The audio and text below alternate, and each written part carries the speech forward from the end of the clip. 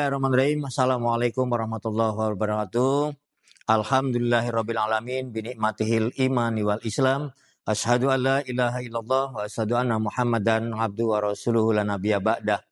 Hadirin kaum muslimin yang insyaallah dirahmati Allah, pada kesempatan ini hikmah Ramadan yang ingin saya sampaikan dengan tema meningkatkan iman dan pengamalan ibadah di bulan suci Ramadan. Hadirin kaum muslimin yang dirahmati Allah, sebagaimana kita menjalankan Syam Ramadan, memenuhi panggilan Allah Subhanahu wa taala sebagaimana dalam firman-Nya, A'udzubillahi minasyaitonirrajim. Bismillahirrahmanirrahim. Ya ayyuhalladzina amanu kutiba alaikumusyamu kama kutiba 'alal ladzina min qablikum la'alakum tattaqun. Hadirin kaum muslimin yang insyaallah dirahmati Allah. Pada dasarnya bulan suci Ramadan adalah untuk menggugah kita senantiasa untuk meningkatkan iman dan takwa kita kepada Allah Subhanahu wa taala. Akan tetapi pada bulan suci Ramadan ini merupakan bulan yang luar biasa dan sangat istimewa, sehingga pada bulan suci Ramadan ini senantiasa kita pengamalannya sangat lebih banyak dan lebih diberikan peluang yang besar oleh Allah Subhanahu wa taala.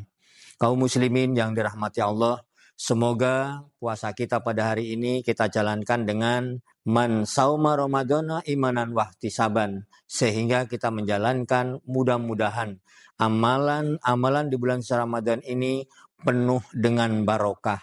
Di antaranya banyak orang-orang yang lebih sehat dari kita di luar sana, akan tetapi tidak menjalankan ibadah puasa. Namun pada kesempatan ini malah kita senantiasa ibda binafsih dan koreksi diri yang selama ini wabil khusus di salah satu ibadah atau pengamalan di dalam agama kita, yakni melaksanakan sholat. Apabila kita senantiasa masih terlena untuk menjalankan sholat, maka pada bulan suci Ramadan ini marilah kita tata dan kita perbaiki dengan sebaik-baiknya agar kita menjadi ahli surga. Hadirin yang dirahmati Allah, mari kita lihat hikmah kisah Sa'ban, sahabat Rasulullah Sallallahu Alaihi Wasallam yang aktif mengikuti sholat berjamaah dengan baginda Rasulullah Muhammad Sallallahu Alaihi Wasallam. Suatu ketika subuh berjamaah, Rasulullah Sallallahu Alaihi Wasallam menanti sahabatnya Sa'ban.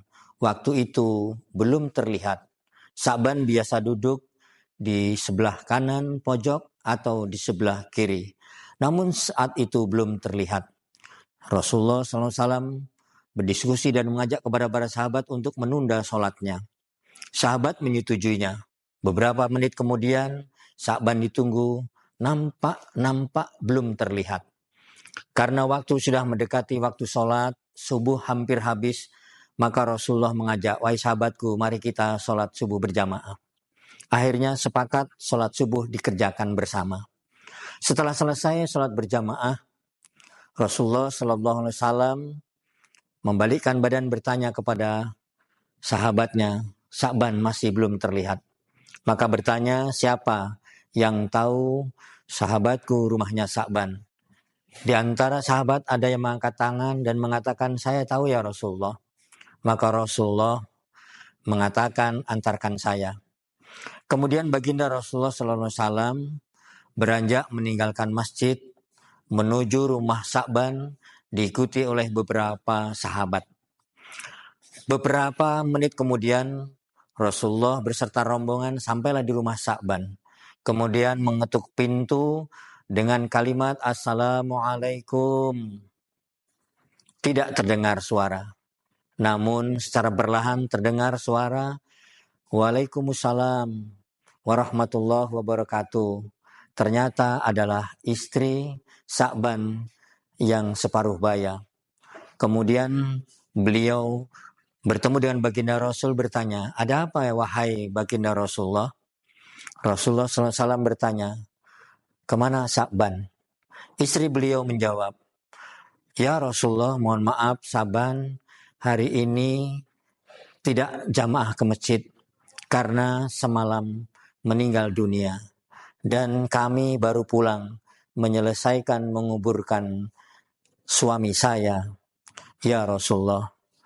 Nabi Muhammad SAW langsung menjawab spontan dengan kalimat inna lillahi wa inna ilaihi raji'un.